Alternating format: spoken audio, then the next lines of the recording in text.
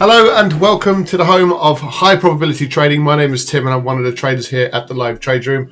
What we'll be looking to do during this session, as you know, is we'll be looking to trade the US Open, seeing what opportunities are available, plan for those opportunities and look to pull the trigger when the market performs as per our expectations, not the other way around.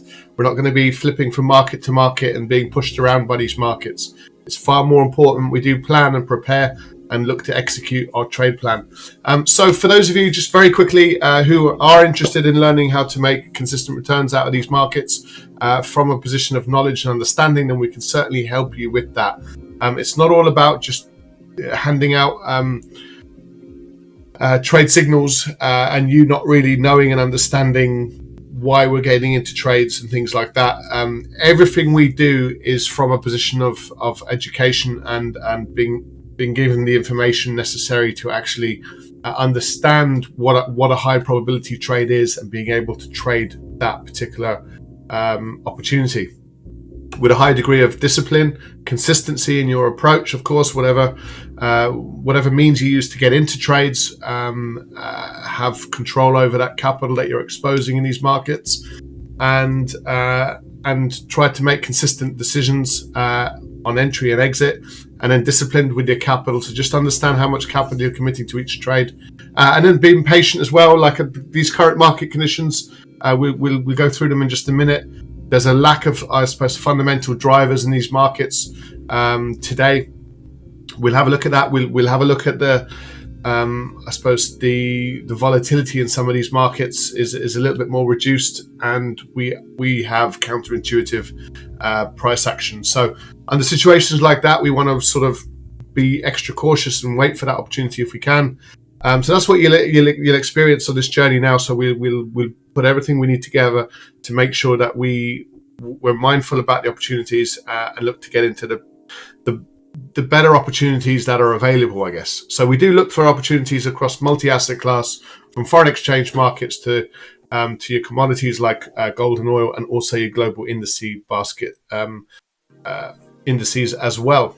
So without further ado, let's start with our risk warning, and let's see if we can make some cash for the session. So please see our risk warning currently up on screen. While you're doing that, I'll just get our FOREX calendar up on screen. So we just want to be mindful really of some of the events that we're likely to experience over the course of the trading session. So we're looking obviously from 1:30 onwards in terms of the US trading session at the start of the US cash open, which will be in about 30 minutes. So we've got plenty of time to just prepare and get ready for that opportunity. So anyone trading Canadian dollar, just be mindful there's monthly CPI data. So we'll be able to, we wouldn't expect much deviation on a monthly figure, to be fair, but that's mindful. That's important if you're trading the CAD or you're looking for opportunities in the CAD. And of course, at 3 p.m. we have the Bank of Canada with the monetary policy report, the rate statement. Very much expected to keep rates at 0.25, very much in line with other central banks and their policies right now. It's kind of steady as she goes, wanting to just make sure that there's no sort of erratic, volatile moves in these markets, and that's, I suppose, the overriding approach from these central banks at the minute. I think, David, you just mentioned the crude oil inventories, so you're absolutely right. We're expecting a negative number, so that's always likely to support the price of oil. It's currently taken a bit of a roll over to the downside. We'll have a look at the oil markets now in just a second as well, but you would anticipate, certainly the last two crude oil inventory numbers was lower than anticipated, meaning there's a greater stockpile. There's a reduced stockpile of crude oil in the US, and as a result, it's likely to increase demand, which is likely to push prices to the upside. So it's actually a negative number we're looking for, and we'll see minus 3.7 is probably priced in to a certain degree, and it's the deviation off that number we'd be looking for. And if that's more than minus 3.7, then we can expect, as into the downside, then we can expect crude oil prices to perhaps find a bit of support maybe. It may very well be short term, we'll have to wait and see. And we'll have the press conference as well for the Canadian dollar. So a lot of Canadian dollar news, and we just got crude oil inventories in there. Tomorrow we'll talk about the ECB, because we'll be trading through this news event. We'll have the monetary policy statement at 12:45 UK time, and we'll have Christine Lagarde at 1:30. So what we can do is, sometimes these markets, they prepare themselves for these major central banks. So, you know, markets like the euro dollar, for example, will we get much price action between now and then? Certainly on recent moves, it's kind of less and less likely that we'll get a particular move like that.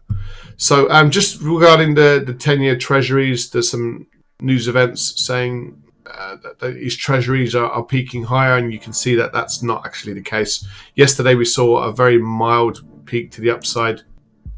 Sorry, there you go. So we've been in a bit of a downtrend. These rates have been reducing quite nicely. Yesterday we saw a very mild uptick, and now prices have rolled back over to the downside. So you just want to be careful about some of these headlines and things like that, some of the sentiment behind markets. There's very little driving markets with any real purpose. There is downside concerns regarding certain jurisdictions with the increasing coronavirus spread. The impact that has on economic growth, of course, needs to be taken into account. There's concerns regarding certain vaccines and some of the downside risks. So there's let's say there's mild concern in certain areas, but the overriding view of these markets is we've certainly got all the monetary and fiscal measures in place. An awful lot of capital swishing around the system. We're seeing crazy moves in certain markets, and we have this environment where economies are beginning to open up and hopefully get back to some sort of normality as we enter this phase of herd immunity, I guess, really, if everyone's inoculated against the virus and it stops the spread in its tracks. It remains to be seen whether that's the case, and will we get sort of further, will we actually experience further strains of the virus, which, you know, we'll have to kind of play that as it comes. So with all this in mind, really, we will put some sort of context on it as far as the markets are concerned. And yesterday, we in the end, we saw a significant bit of selling. Like a market like the S&P is always worth looking at. So clearly in an uptrend, markets moving from bottom left to top right, so making higher highs and higher lows. We're clearly in this sort of uptrend market condition. And we're finding a little bit of support today, but it's by no means is the support in the indices markets overwhelming or that significant just yet. It's just not really the case. We'll take the lows. We'll take this high. So the S&P is just drifting in a fairly tight range. Same with the Nasdaq. The Dow Jones is in exactly the same position. I'll take yesterday's low and so far today's high. The FTSE, same situation. We'll take the high as well. So we're just trading inside this little range. Exactly the same for the Nasdaq. So we do like to understand whether markets, where the capital's flooding in or out of your indices markets. And right now it's kind of doing neither, so it does present a bit of a problem. Uptick in cases in Japan, bit of a concern really for the Nikkei. We've got this situation now in this market where a rollover below this important monthly low, the 28,300 basically, would be a very significant structural failure to the downside. So what we can see with this is there's a little bit of, technically there's a little bit of a narrowing of this price action, very mild uptick to the downside, and prices are obviously range bound within that. So that's the market condition where we are in, I suppose, a period of consolidation. Where that begins to change is if we get a breakthrough to the downside below the 28,250 or the 28,300, something around that sort of price is when we start breaking beneath these lows down here. We break below the monthly low. It's a multi-month low actually as well. So really it could start getting quite bearish quite quickly. So that's the Nikkei. Just quickly on Bitcoin, it's beginning to roll over to the downside again. So the roller coaster continues for Bitcoin. Will it give up, traders and retail traders an opportunity to buy in at lower prices? Probably, you would anticipate, but like one of the major problems with Bitcoin and all these cryptocurrencies is that they're so volatile. You know, last week we were up at nearly $65,000, and in 5 days you could be down at $20,000, and it's very difficult mentally from a roller coaster perspective. It's a pretty extreme ride, and it depends whether you have, first of all, the resources, secondly, the mindset to be able to engage with irrational, volatile markets. And if that's the case, obviously Bitcoin is it can give traders some unbelievable opportunities, but the risks are beyond difficult and very, very high and extreme. And just looking at your comment there, David. Yeah, you're looking at Bitcoin shorts around 60,000.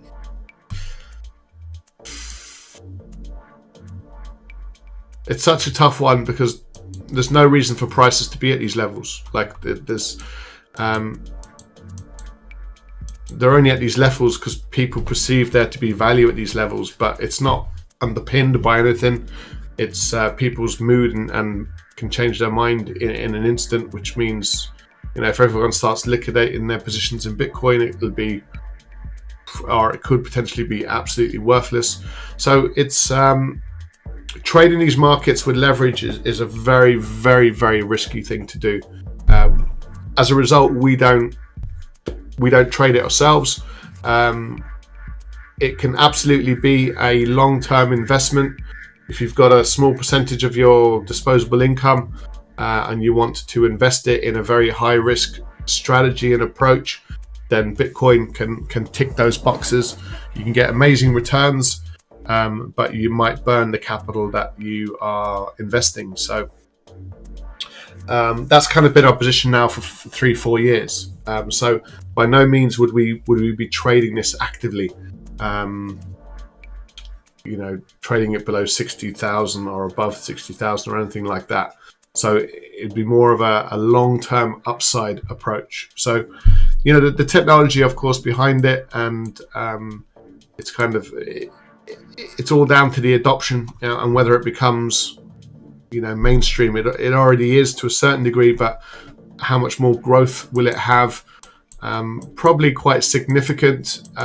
Some of the big financials will determine the direction of these crypto markets on a longer term basis. So we kind of need to keep that in mind. And they're talking about their own crypto type currencies as well. So, or digital currencies, should I say. So yeah, we'll put together our trade plan in a minute.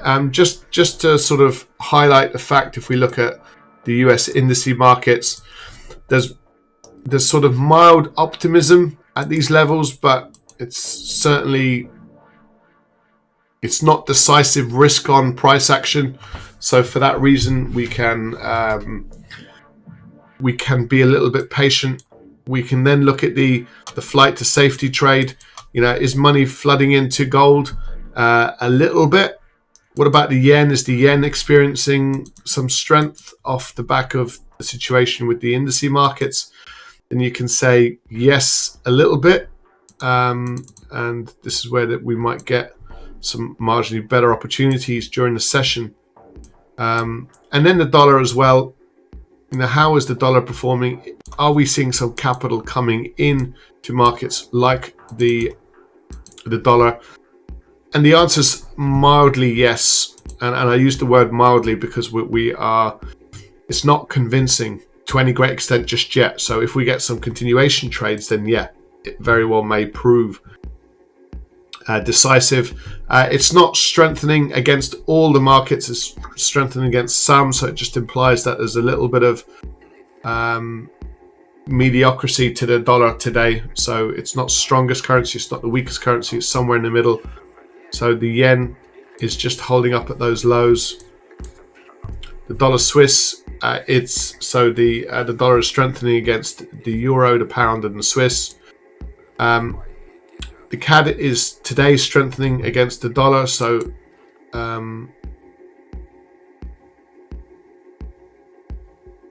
So the dollar is one of the stronger currencies. Then, sorry, the Canadian dollar is one of the stronger ones. Then you're getting the US dollar. You're getting sort of the yen roughly in the middle, and then you're getting the euro, the pound, the Swiss on the weaker side. The Aussie dollar, it's not here nor there really. And the New Zealand dollar is strengthening against the dollar itself. So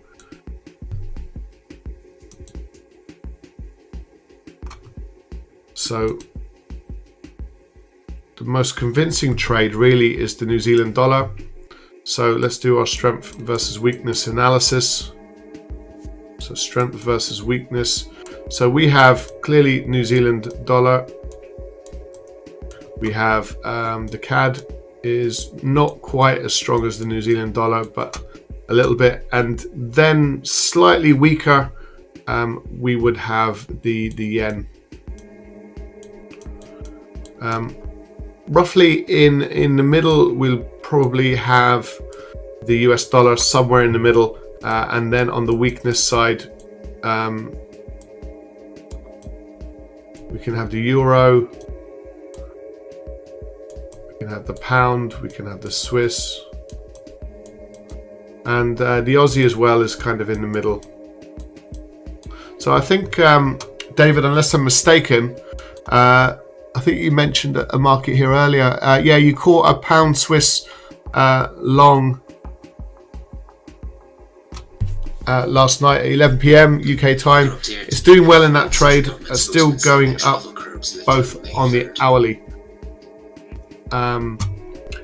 So what you're actually trading, and I think yesterday the pound was quite weak, and the Swiss franc was quite weak. So the reality of what you were trading yesterday was you were trading two relatively weak currencies, but you were anticipating that there's slightly more pound strength than Swiss strength. So we generally don't like to trade two strong currencies against each other or two weak currencies against each other, just from our perspective. So we'd be looking to like the euro New Zealand to the downside, the pound New Zealand to the downside, and potentially the CAD, the euro CAD and the pound CAD might be viable opportunities. The New Zealand Swiss franc. So those would be the type of opportunities. I appreciate you got into this last night. So probably the market dynamics at that point were a little bit more different, were slightly different. So what we could have is a euro yen and a pound yen trade, which we spoke about. You know, is there capital coming in to markets like the yen? You can say that the answer to that question is yes. It's not terribly convincing, but yes, there is to a certain degree. So let me just fly through these then. I'm just looking at the time, so we've got 13 minutes or so.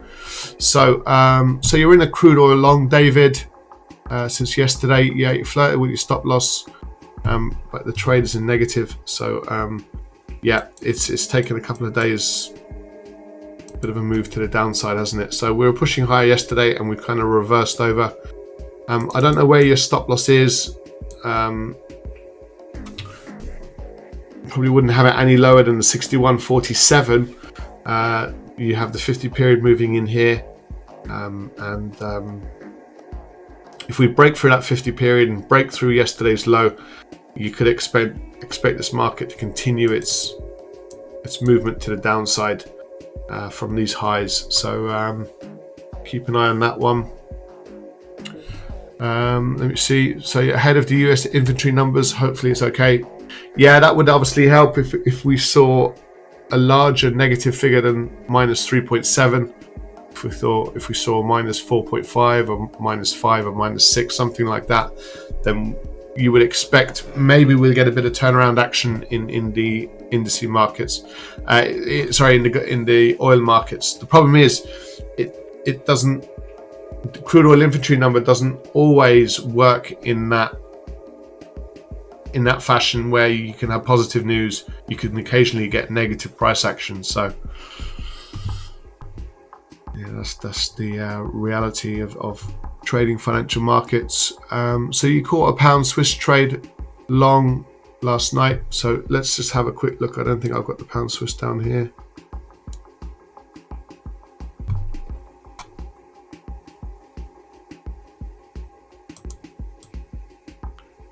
So we'll have a quick look at the pound Swiss now.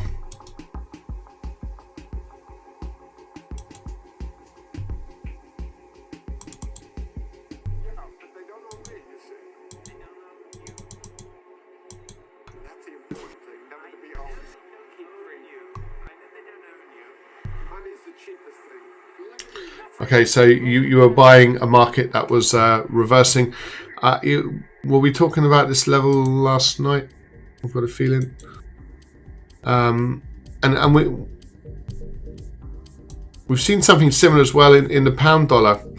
That was definitely a level we were looking at yesterday. Same situation in the dollar Swiss. We've bounced back to these levels of support. Now we've attempted to kind of break through those levels. So if we get a turnaround, bit of price action around this level, that would be a decent or an interesting opportunity. The pound Swiss, we pushed higher. We broke out of this little sort of poor quality range down here. We broke out of it 3 days ago. We pulled back yesterday, and now we're painfully expecting this market to find some support. So at least you're trading in the direction of the market condition, so which is to the upside. So all of that is fine. 12800. Yeah, it's probably just getting held up at these highs, isn't it? Yeah, so a break below that, you would expect at that point prices to actually be up at these highs up here. So just probably give it a little bit more time on that one. Yeah, we got the BOC today. Yeah, Bailey did speak at the Bank of England. I don't think it had any impact on these markets. Do we actively trade stocks? We do privately, but we don't through the live trade room. So in fact, it's something we will be adding actually. You need a slightly different I suppose approach and methodology when you're trading stocks. So there's a little deviation on it. I mean, of course you can trade stocks with just pure technicals, but you almost want to try and get some of the fundamentals on side as well.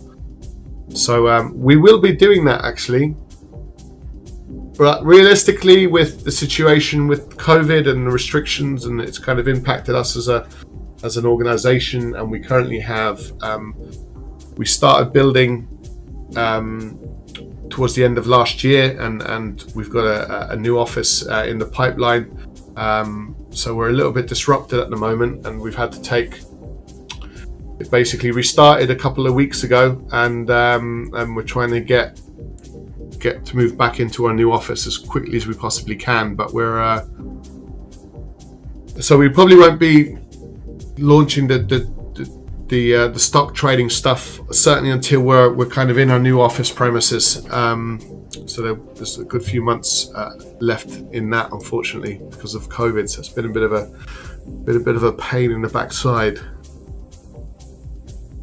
So indices are looking weird at the minute. I thought opening the lockdown would have caused a large move.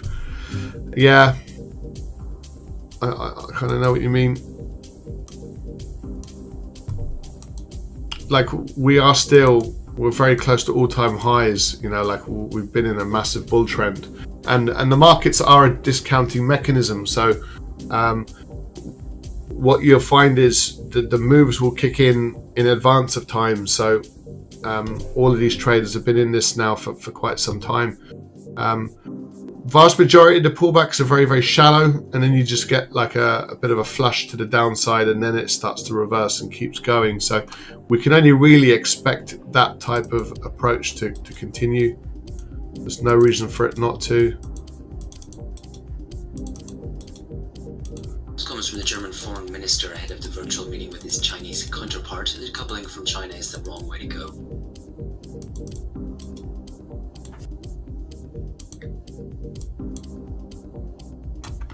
So these more relevant daily ones.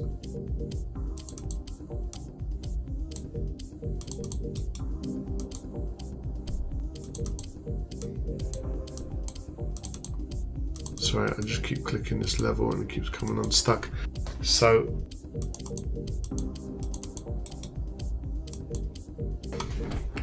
we can expect prices to potentially kick up, but you're quite right. You know, observation-wise, we look for price and volume, and we're not seeing any major direction, and we're seeing such little volatility as well. It's you know, do we want to commit our capital to markets that are like this? Not really. We don't want to get into a trade, whether it's buying or selling, and just sit there watching, you know, our trades do nothing and could reverse, you know, in the opposite direction of what you're looking to trade. So and this is why we do have a sharp focus on what we regard as higher probability trades. So it needs to sort of tick the boxes for us before we get into trades. So the indices are looking weird. Yeah, absolutely. Lockdown could have caused a larger move. Do you think a Reuters and a Bloomberg data feeds are worth it? Not particularly. Probably a little bit more worth it if you're trading stocks and you want access. The problem with trading stocks is you need to have a sort of a fundamental understanding of the company that you're looking to invest in, and for that you need access to information, and the problem is we're never really going to get the full 9 yards. And then you look at stocks like GameStop and stuff. I don't even know what the price is now of GameStop. Let's have a quick look.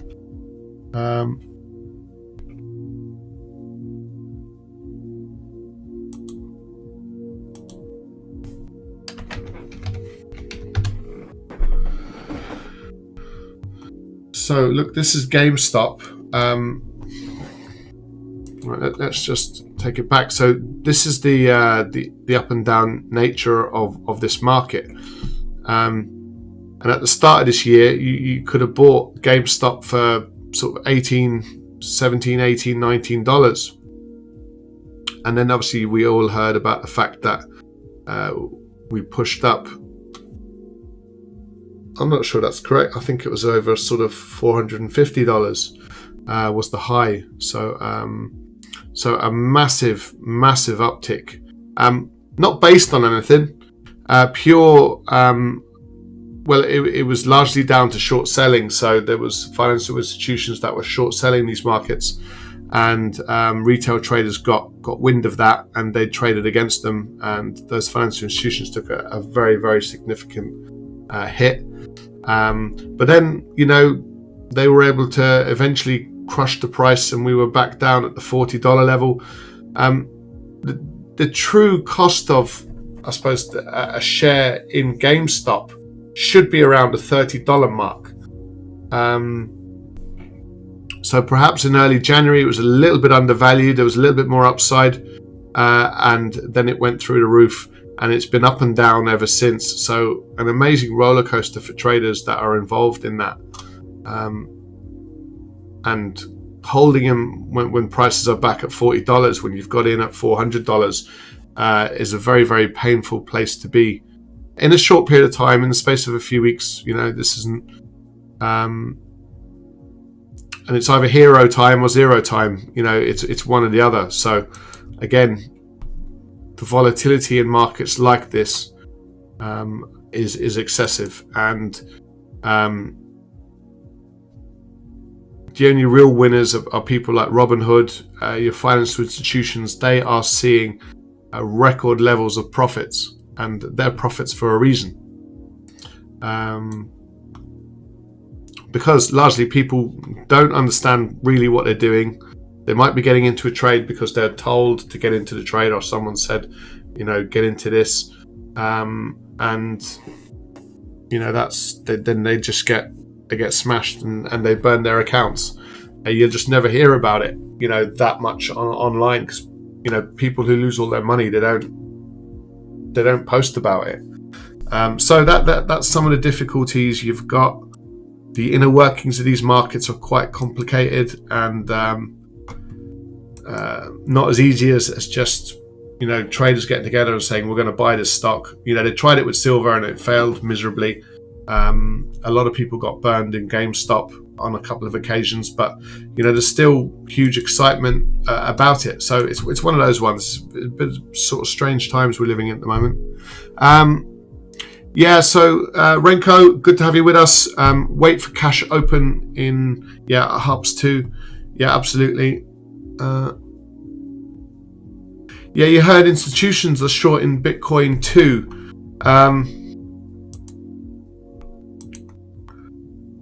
Right. We've got a conflict of interest when we're talking about Bitcoin. The blockchain nature of these markets. What do financial institutions and governments want finance to be about? They want people to pay tax on pretty much everything possible, and they want to be able to know and see where the flow of money is moving. All of that goes out the window with Bitcoin because they can't monitor who's exchanging what, and they certainly can claim no tax on that movement of funds. It's kind of protected, it's hidden. Some vaccine news here is Dow Jones reporting that Pfizer has identified fake COVID-19 shots abroad. Okay, that's a bit worrying. Fake COVID shots. So the financial institutions who want to work with governments, and that's their life support, and central banks and things like that. They're an entity in themselves. Bitcoin doesn't benefit them to any massive extent, and I'm really talking regarding the taxation of transfer of funds, and they can't charge fees and stuff for transferring funds. So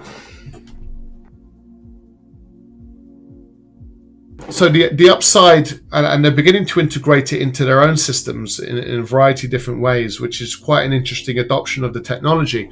So the technology is profoundly valuable. It puts paid to a lot of sort of banking infrastructure literally overnight. So we can understand how there's this sort of move towards cryptocurrencies. We can understand it. What their true value is, I don't think anyone can tell you. They just don't know. It's not possible for them to know. They might have an inkling, or they might sort of Bitcoin could be dead in 3 years, and we could have another type of cryptocurrency which is booming way beyond that. Bitcoin's one of the first adopters, but will that succeed? We'll have to wait and see. There's a lot of talk about Dogecoin at the moment, and I suppose the difference between Bitcoin and Dogecoin is just down to the amount of Bitcoins that are available. I think maximum, forgive me if I'm mistaken, but 21 million coins, I think, and that's it. It's like diamonds or gold. There's a finite amount of it in circulation. So, but Dogecoin, there can be as many as possible. Now, I think that brings its own problems and concerns, but we shall wait and see. They need a fiat currency. Like we've got one in the dollar. For all its ups and downs, it's underpinned by taxation and the number of people in the US, and there's a bit of I suppose there's something tangible behind the dollar that you can measure and you can track and you can monitor. And again, all of that stuff goes out the window with Bitcoin. So we could still be in difficult positions. The one point I was going to sort of draw your attention to, I don't have the data on this chart. Okay, is the collapse that we saw we saw a massive boom in Bitcoin in 2018, and prices collapsed. And we were talking with our traders about that in quite some detail. Okay, so sorry, I do apologize. I digress a little bit.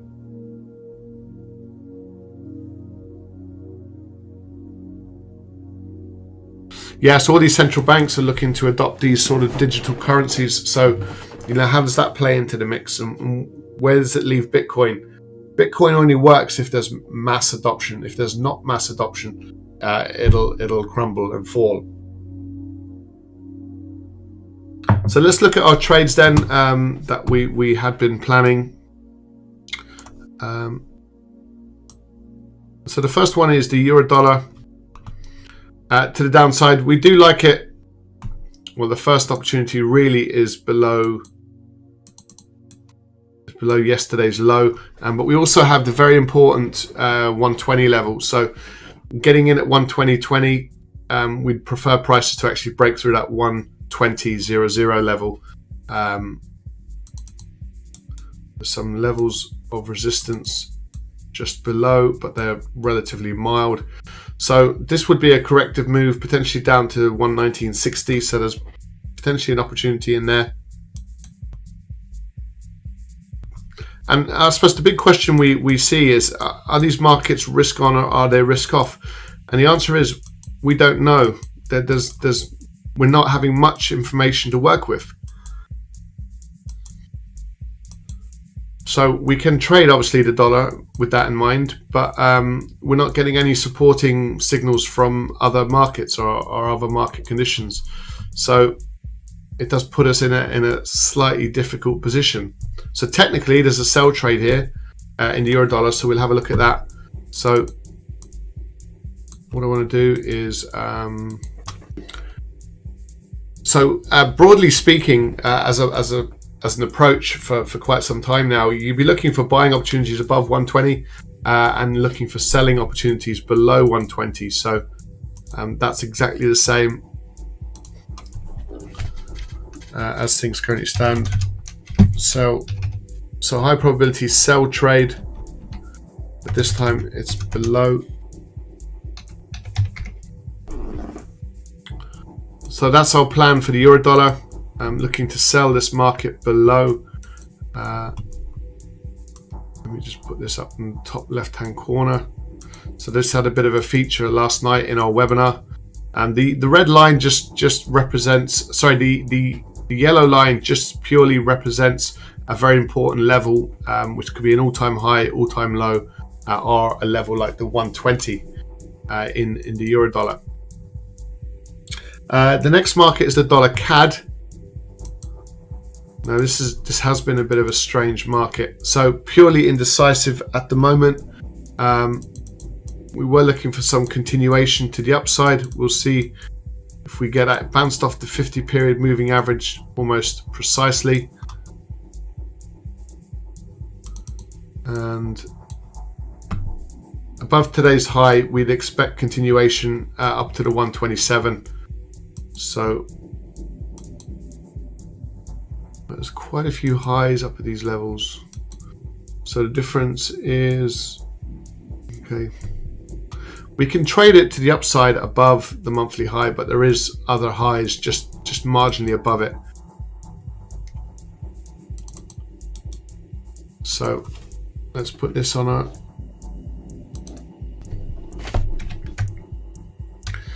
this is our high probability buy.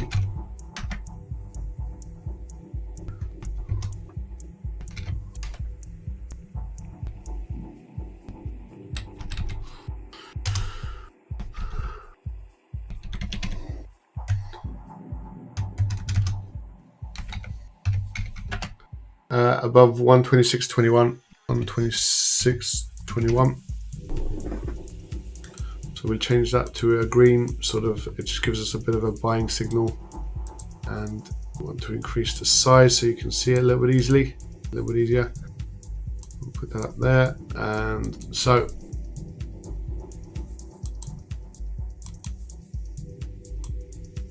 we're looking for a high probability buy trade above the 26.21 level.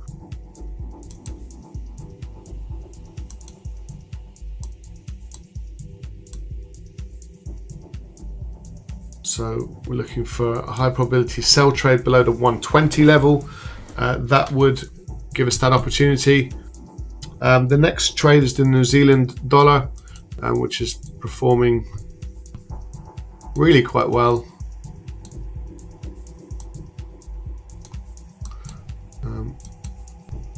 Okay, it's just come off those highs just a little bit.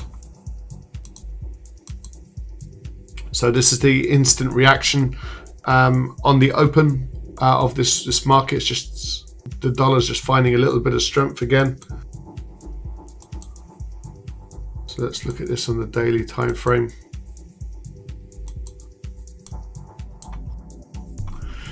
You see, here's the indecision, which is not with yesterday's rollover trade. The higher probability trade is actually a little bit lower to the downside. So as prices were pushing higher there a little while ago, the 71.86, you'd expect further upside from that, but the dollar kind of across the board is not exactly filling us with huge confidence. A little bit of strength off the lows in the dollar Swiss. Dollar CAD's not really doing anything. The Aussie dollar not really doing anything. So this might be a bit of a frustrating period. Don't forget we've got the ECB tomorrow. So will we get some good high probability trades off today? We're not sure. It's maybe the euro yen below the 129.60 level. There's a little bit of air below these levels.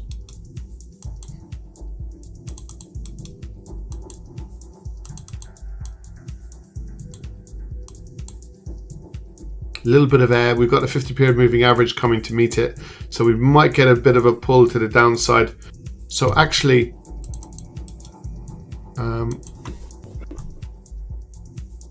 we'll certainly have this as our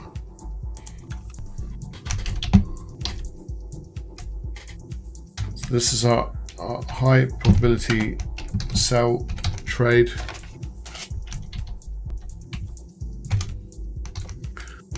Except this time the price is 120.29.66, 129.66.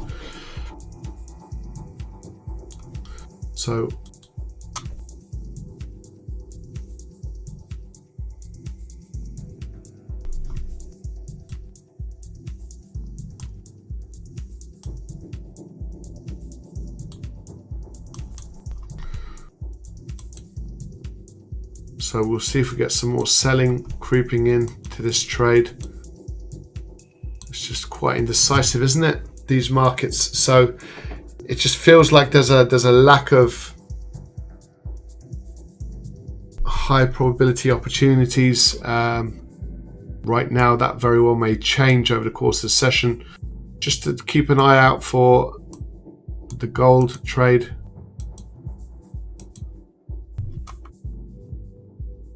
We do like gold higher.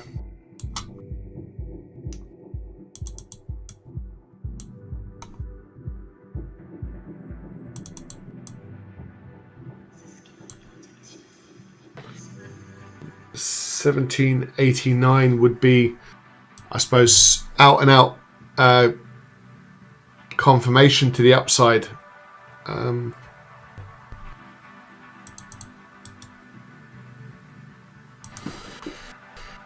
So we'll add this to the mix.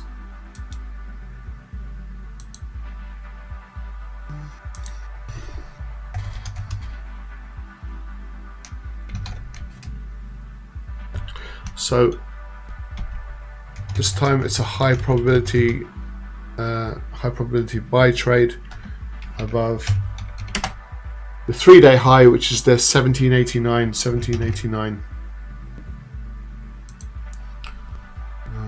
We can certainly put that.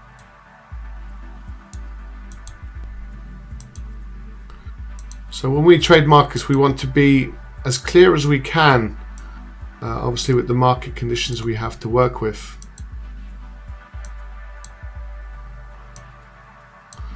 Sometimes it's not always that easy to be clear and decisive.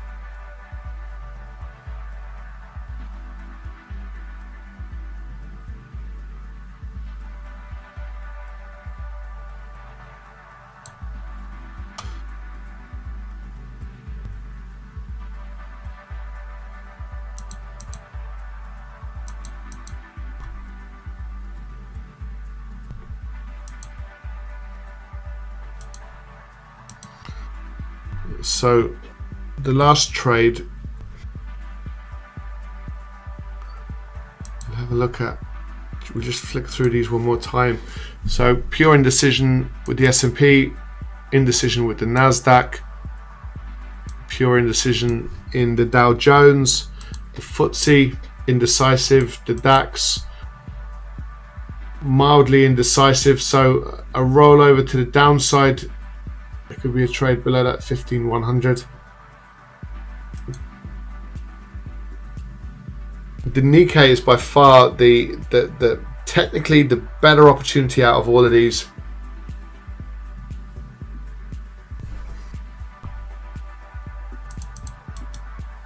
So let's put this level in, because you can have this, if not today, then maybe tomorrow. So it's a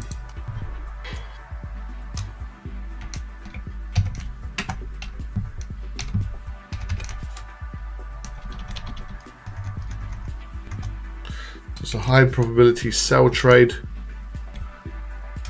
and the level we will get in, what I might do is turn the squawk on.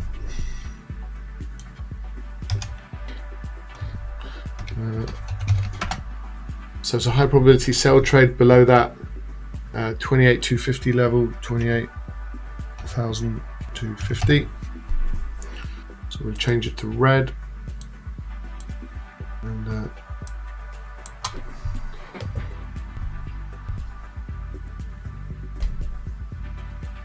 so I'll just put our squawk back on there.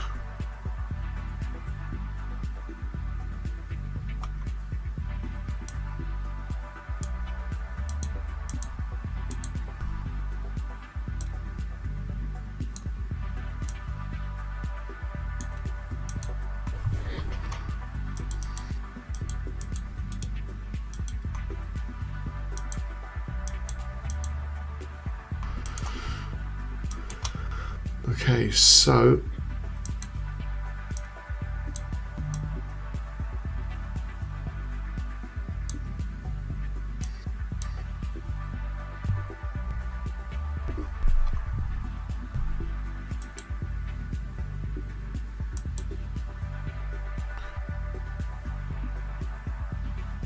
right, this market very well may grind higher, but I tell you what we're going to do. We're going to put in the euro dollar.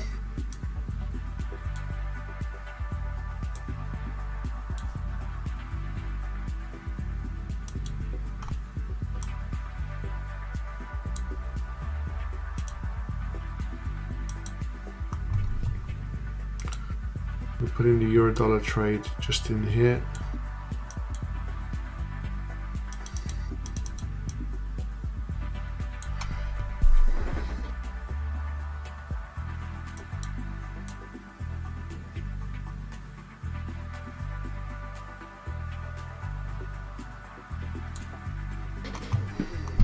So I hope this is relatively clear cut.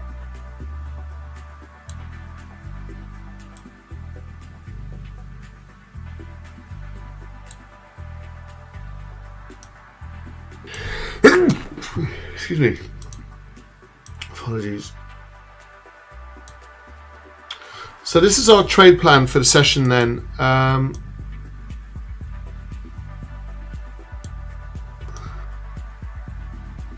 don't think the sizing of this is that great. So let me resize just a little bit.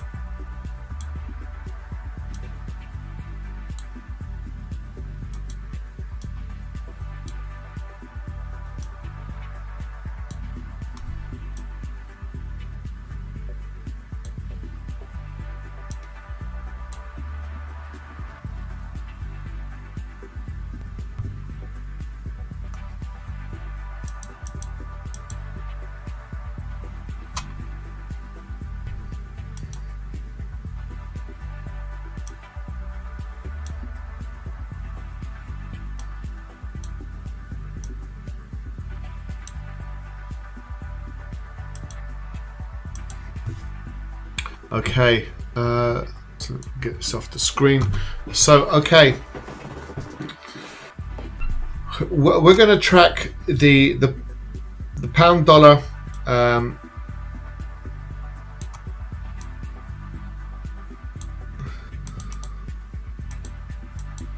We're 10 minutes away now from the Canadian CPI readings for March, with non-seasonally adjusted month-to-month 0.6% expected versus the prior 0.5%.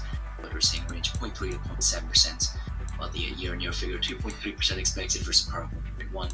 Again, others with a range of 1.3 to 2.0%. On the breakdown, the Bank of Canada reading for core year-on-year 2% previously, while month-to-month 0.3%. Further, for the CPI core readings, common year-on-year 1.4% expected versus prior 1.3%, median 2.1% expected versus prior 2%, and trim 2% expected versus prior 1.9%. Okay, so that Canadian data now will be out in about 10 minutes. So good note here from TTS as they look for a headline CPI to jump to 2.2% year-on-year March on a combination of base effects and higher energy prices that will provide the driving force behind a 0.5% increase. Gasoline prices should contribute around 0.2 percentage points to the month-to-month increase. Right, I'll just turn that off for a second. So I just want to make this point. So we've done our strength and weakness analysis, and we can look for pound weakness, euro weakness,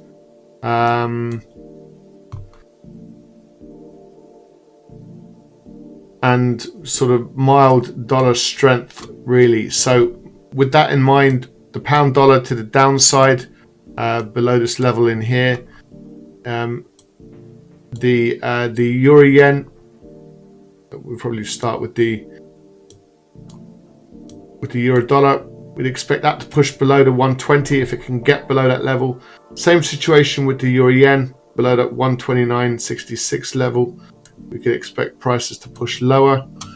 The dollar strength trade, we can expect the dollar CAD to potentially push above the 26.21. The gold trade above that 17.89 level, just up at these highs in here. That's where we'd expect the potential for this market to continue higher. And this sort of it's a multi-month low, and in around that sort of price really to the downside, the 28.250 give us a decent opportunity further lower. So these are the markets we're looking to trade. These are the directions in which we're looking to trade these markets, and the price at which we're looking to get into them. So I hope you would agree, at least it's relatively clear cut. We don't fully get the support from the correlations, and we do like normally to get that that wind behind our back. It does make trading an awful lot easier if you can do that. With the dollar strength, you'd expect the equity markets and indices markets to sell off even further, more so than yesterday. So that would be supportive of these trades, and we don't really have that confirmation just yet. So we just need to be mindful. But this is our plan. This is what we're looking to do with these markets.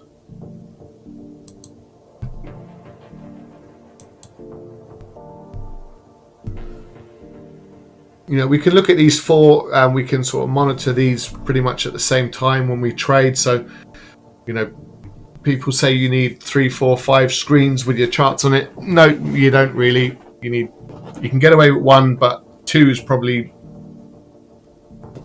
better. We have 4 here just purely because we're looking at different things on different screens. So it's not just exclusively focusing on price charts. Price charts, you can have one screen with all the information you're looking for, and you could get 8 charts probably up here at the same time, which is more than enough to be focusing on at any one time. And then what you'll find is if prices get close to these levels, then you end up zooming in on like the euro dollar below the 120, and you may execute a trade, and the rest you can just keep a kind of a broad view on.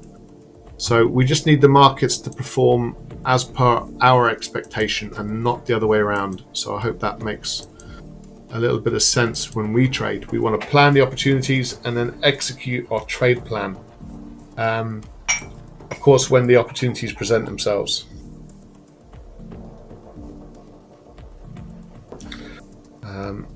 And therein lies the difficulties. We can get markets moving overnight during the Asian session. We can get markets moving at 6, 7 p.m. in the evening when we're not even at our trading desks and we're dealing with the family and putting the kids to bed and all that sort of stuff. Sometimes it's not, it's not conducive to take trades at 24 hours a day, 7 days a week, or 5 days a week, should I say.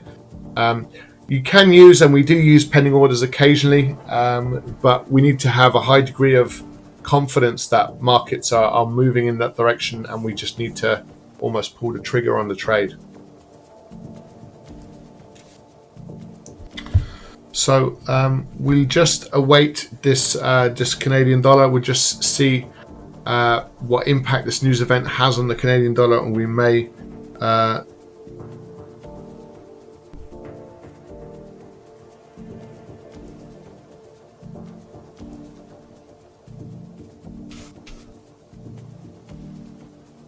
so we'll see if this news event. You see, the thing is, we've got just touching upon the BOC. As you can see here, we've got the news event at 3 o'clock. Yeah, sorry. If I go back, we've got the CPI at 1:30. We've got the BOC with their policy statement at 3 o'clock. But the big one is the press conference at 4 p.m. unless they make any changes at 3 p.m. So quite often, would markets move off the CPI? Probably not. Wouldn't expect it to. We just see what the figure is before I let you guys go, because we do need to switch over to trading sessions with our own traders. But we'll just get this news event in about 4 minutes time. And the big news really is the Bank of Canada. So we'll see how what decision they make. We'll see the statement. We'll see if price reacts accordingly, or if it will just sit tight and wait for that press conference, which is quite often what we would expect, considering we're not expecting anything significant out of the BOC. So if there's a shock, let's say they come around and increase rates to 0.5, which the market is not expecting, then that's a very significant move. You'll see the Canadian dollar skyrocket and the dollar CAD to the downside, but the Canadian dollar would strengthen considerably against other majors. So they would avoid that sort of fluctuation in the strength or relative weakness of their currency. They've all been in a race to the bottom for the last 12 years in terms of trying to take pressure out of the situation and looking to reduce rates lower for longer so that they depreciate their currency, and which is good for exports. So we'll catch this little news event now in a second. I'll turn on the squawk just to see what we get through the airwaves. We'll see this picture here unfold. So we'll keep an eye on the bottom left hand corner, dollar CAD. The euro not really moving much. The pound dollar, very little volatility in these markets at the moment.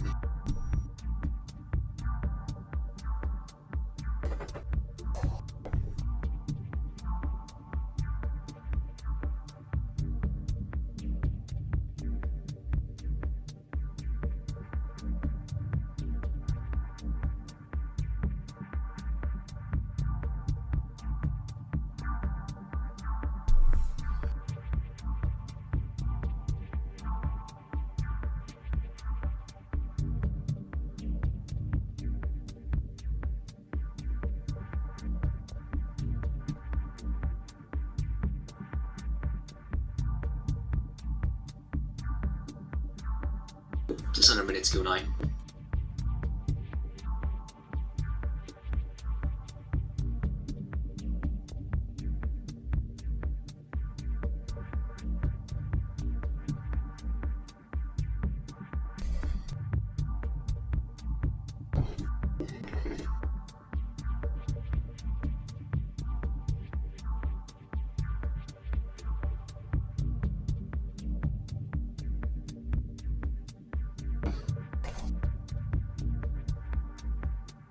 Ten seconds. Okay, so just let's have a look at the. You can have a look at it on the daily time frame, so you'll see if there's an explosive move. We wouldn't expect there to be one. 2.2% year on year, or month to month at 0.5%. To the core readings, common at 1.5%, median at 2.1, trim at 2.2%. You can repeat that as Canadian inflation there, year on year, coming in at 2.2% versus expected 2.3%. So slightly less than anticipated. Below expectations of 6, change from the prior month. On the core readings, common year on year at 1.5%, while median at 2.1, trim at 2.2%. So they're hitting their sort of 2% inflation kind of goal and target. So that's very much in. There's a big concern. So the Bank of Canada core readings there for CPI, a year on year at 1.4%, while month to month at 0.3%.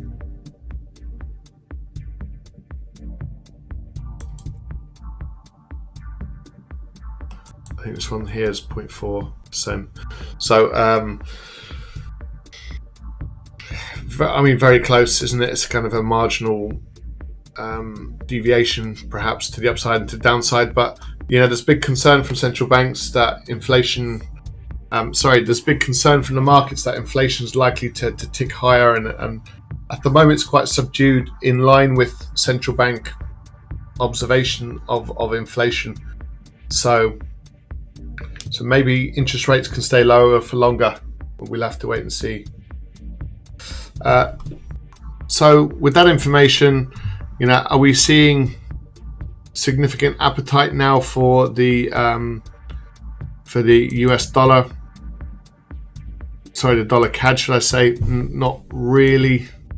And there's a number of important highs just above it.